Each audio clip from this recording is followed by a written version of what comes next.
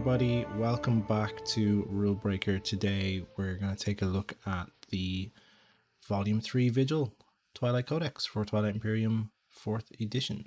So this is the latest codex for Twilight Imperium, and if you're looking for a way to find it, you need to go to the FFG website, look up the product Twilight Imperium 4th edition, and then if you scroll down to the bottom, you'll see here in the support section Twilight Imperium Codex, and then all the different sections. So there's two files here. There's the actual codex itself, and then there's the card file. The card file you'll need to print out. The card file looks like this. It's kind of got everything at printable size and angle and all of that, and backs and fronts.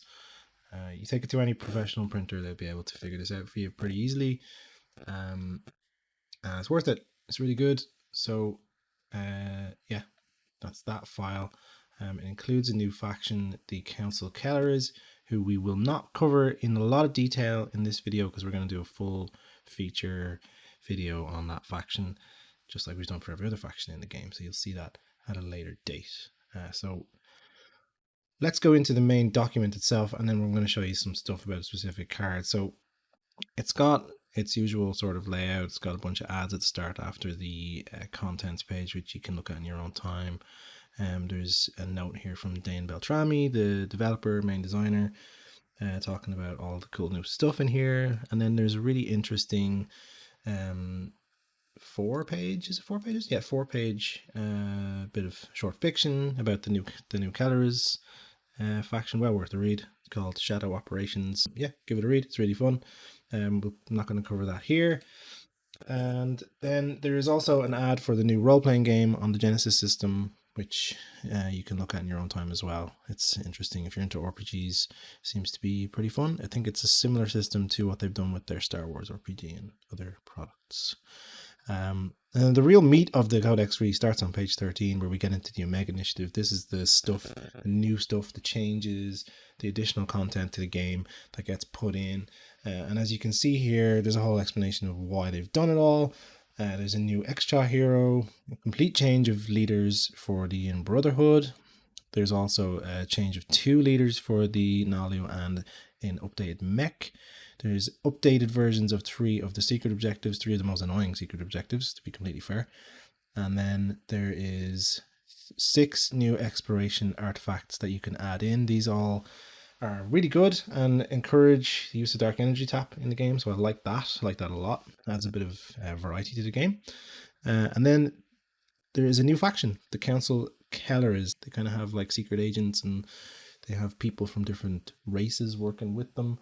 Like you'll see their leaders vary in style from, they're not just like human looking guys, they mix it up. They've got, as you can see here, they've got some extra people working for them. They've got some of the emergent flight working for them, and so on.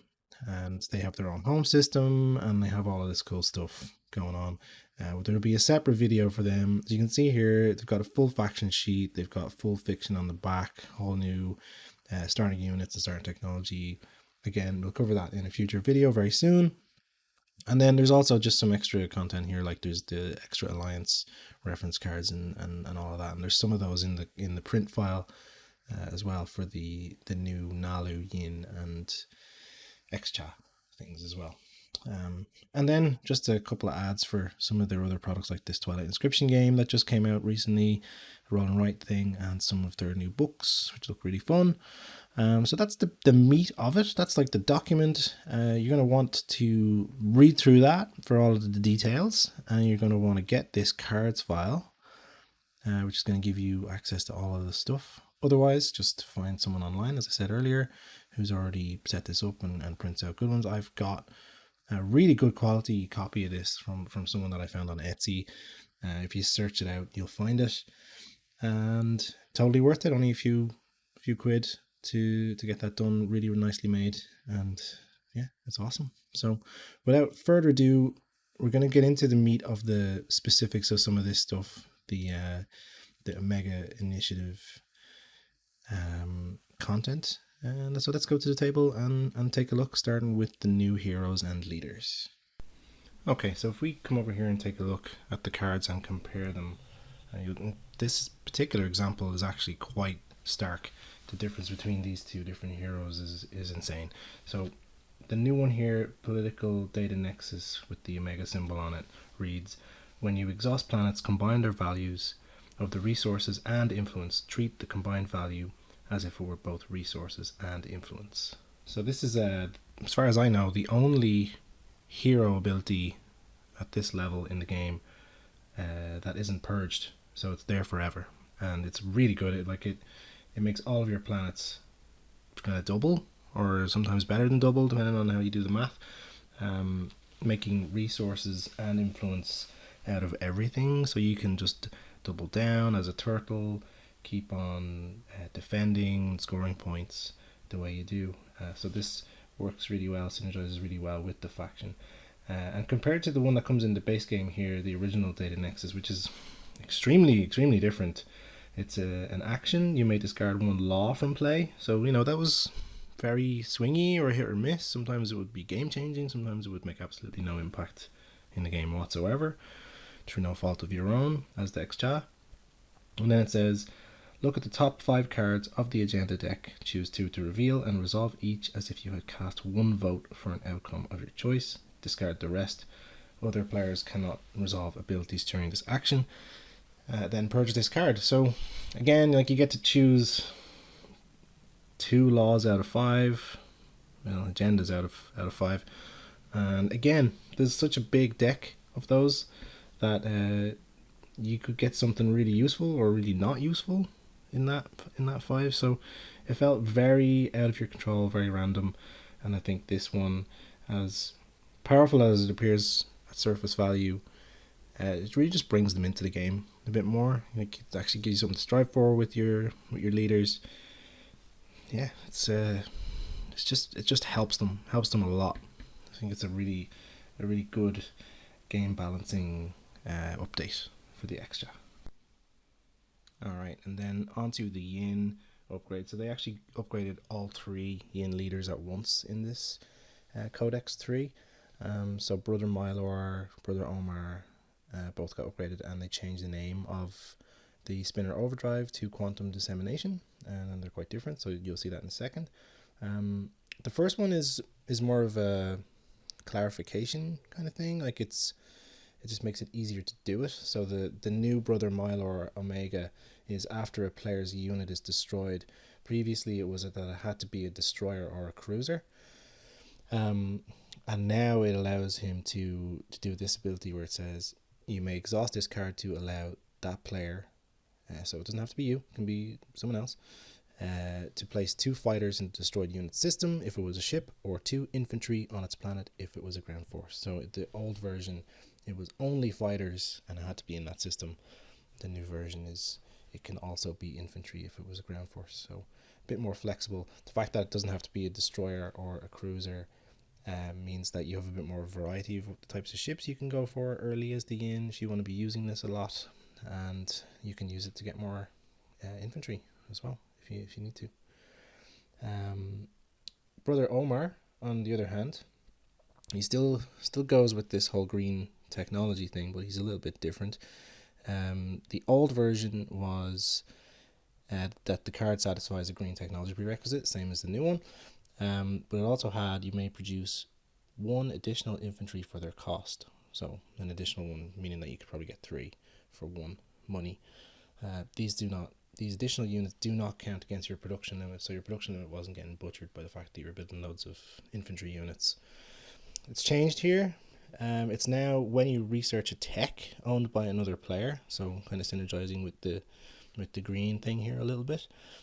You may return 1 of your infantry to reinforcements to ignore its prerequisites. So this is a really cool catch-up kind of thing for tech for you. It's not just the green, it's also any prerequisites, so you can skip a stage of a tech basically to get it for yourself. You're not bound by not having the prereqs.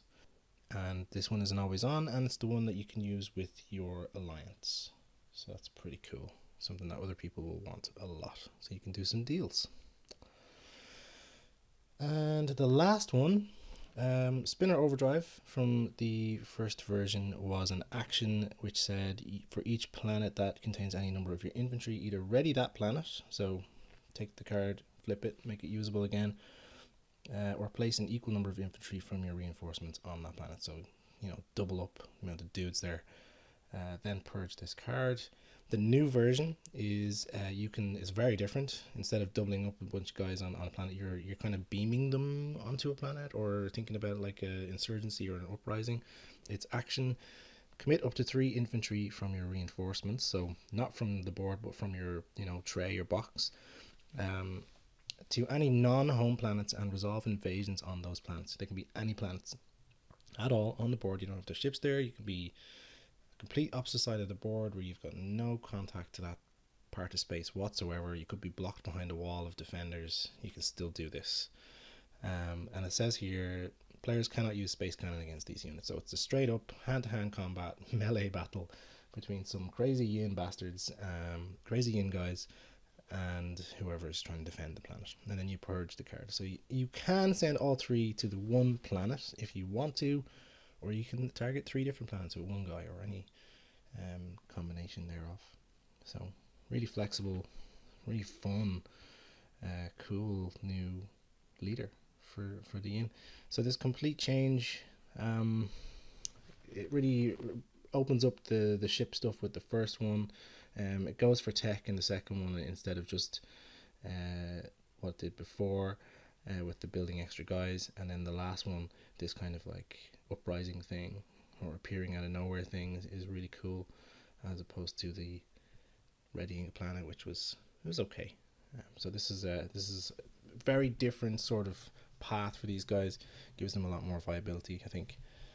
Makes them really fun. Alright, and the last batch of hero updates in Codex 3 here are all to do with the Nalu, and there's also a mech update here. So they didn't upgrade all 3 of the Nalu leaders, they upgraded 2 of them and the mech, and I think some of this was to sort of bring the Nalu closer to the pack. They were really good, I feel, in the base game, particularly their leaders. And this is kind of a leveling the playing field thing, but it also gives them a bit of flexibility, and the mech in particular actually helps them rather than nerfs them a little bit. So yeah, let's take a look at them. So the previous version of Zeui, I don't know if I'm pronouncing that correctly, I don't think anybody does, is after an agenda is revealed, you may exhaust this card to look at the top card of the agenda deck. Then you may show that card to one other player. And again, a bit like the Xja thing, I think the whole random nature of the draw with the agendas meant that this was kind of like whatever. It was kind of a whatever ability. Sometimes it could be massively game changing, and sometimes it could be just like nothing at all. So it wasn't very interesting. It was information most of the time at best for an Nalu player, and then showing it to another player, I don't know, in games I played, I didn't really show it to people that much, because information is worth a lot in this game, and sharing that for free didn't really benefit me very much unless I was trying to work out a deal or catch up, but yeah, not super interesting. And then so the new one, the Omega version here, is exhaust this card and choose a player. That player may perform a tactical action in a non-home system without placing a command token. That system still counts as being activated, and that's really cool. Like, it's a whole tactical action without placing a command token. It's basically an extra go per turn. The fact that it still counts as being activated is for the case of other cards and abilities and anything that has that text on it, really. So wheel and deal, get some stuff, like make plans with other people, allow them to take other actions, or just take them for yourself. Really, really strong, really good. And then I think this is the one that was the real balancing one, the middle one, the Ma'aban one. So the previous one was you may produce one additional fighter for their cost. These additional units do not count against your production limit. And I feel like this needed to be nerfed a little bit because of Hybrid Crystal Fighter 2 here, which is their super awesome Combat 7 Move 2, don't need to be part of a fleet fighters, which were just super strong. And being able to build an extra one for like the cost one was really, really, really strong. So they've taken that away now. You can't build as many as quickly, and they've put in this new meta ban, and it reads, at any time you may look at your neighbor's hand of promontory notes and at the top and bottom card of the agenda deck. So this is kind of like replacing the old level 1 in a way, because it's similar, while switching this stuff around is the real kind of nerf, bringing things back to where they were before. So yeah, and this also lines up with the alliance thing, so your alliance member can do that, where your alliance member can't do the fighter thing anymore too. So again, kind of bringing it to the pack a little bit.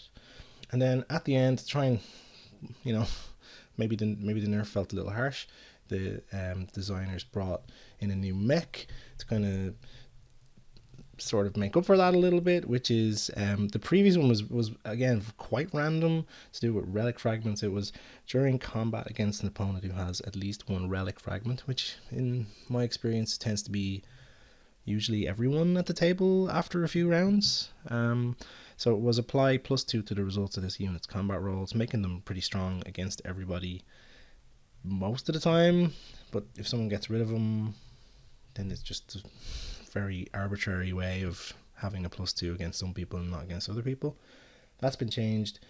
The Omega version now defends your fighters from anti-fighter barrage. Its other players cannot use anti-fighter barrage against your units in this system.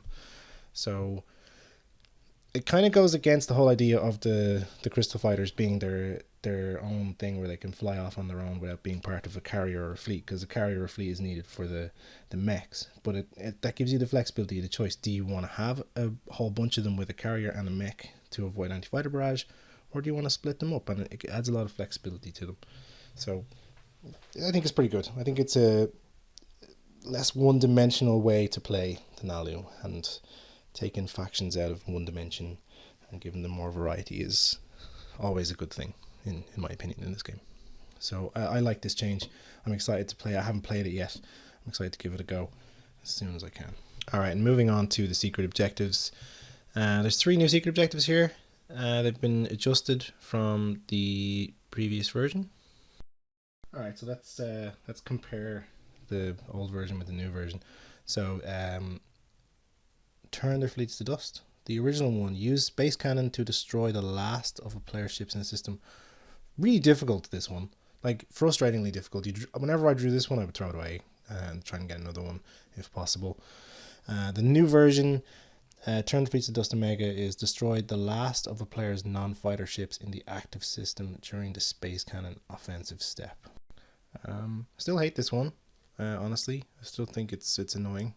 The fact that it's non-fighter ships is really a clarification thing, and making it the space cannon step, again, just feels like as if it's giving you a little bit of a window to do it. So if I draw this one, I'm still probably going to get rid of it for a different one if possible. The next one, make an example of their world. The original one was use bombardment to destroy the last of a player's ground forces on a planet. Not as hard as the space cannon one, in my opinion. Still annoying. And then the new one is destroy the last of the player's ground forces on a planet during the bombardment step. Again, just a clarification thing. Still a tricky one. Still one that's going to be hard to engineer. And then fight with precision. The original one, use anti-fighter barrage to destroy the last of a player's fighters in a system. Similar. And this one is destroy the last of a player's fighters in the active system during the anti-fighter barrage step. So again, it's sort of the same thing. So these are real just kind of rule clarification cards. So there is a bunch of exploration cards in Codex 3 as well. These are all for the dark energy tap, for the deep space stuff, the systems that have no planets in them and all that. So they're all good, actually. The Dead World draw a relic is probably the best one. Getting a whole relic just for showing up in an empty system seems a bit crazy, but it gives you an excuse to go down the path of exploration. It's an incentive to get dark energy tap early and fly around and do stuff. I think it's a really cool idea. I love that card. It's really good. There's 2 identical Keller's ships, which both give you 2 command tokens. Command tokens are awesome. I love them. So that's really cool. Love those. I'd be very happy to pick those up with my dark energy tap. And then you've got 3 entropic fields, a minor, a middle, shall we say, and a major. They all give you a command token, and they all give you a number of trade goods. The minor gives you one trade good, the entropic gives you two trade goods, and the major entropic gives you three trade goods. Also, very happy to draw any of those when exploring. So yeah, they're a whole bunch of really good exploration cards that I think make Dark Energy Tap more interesting in the game. So good job, design team. Okay, so that's it really for Vigil for Codex 3. I think it's a pretty interesting codex. I mean, I don't really know what my expectations were for this. I think they were middle of the road, because the second codex was kind of small. The first codex was kind of awesome. It was really big, had loads of cool stuff in it, had a lot of bouncing changes in it. I think this one's somewhere in between. I think it's definitely worth putting the time into to play it. Like, I love the artifact cards for the exploration stuff. I think the changes specifically to the Xcha hero is really notable. The Yin stuff is interesting as well. I think the kind of slight nerf-ish like rebalance of the Nalu is probably necessary. It's pretty good. And then the Council Kellers, as you'll see in their faction video, they're very interesting as well. So I think overall this is definitely bigger than the second codex. Probably not quite as big as the first one, but the fact that it has a whole new faction is super cool. I'm hoping that in the future that they go and do a lot more like this. They have a kind of a easy way to add this content into the game now via the codex. So yeah, really like it. Think it's really cool. Take the initiative. Go get the really good quality online printed version for yourself. I think it's worth it. Yeah, and enjoy. That's Vigil Codex 3. This has been Rulebreaker. Thanks very much for watching, and we will see you again very, very soon. So long.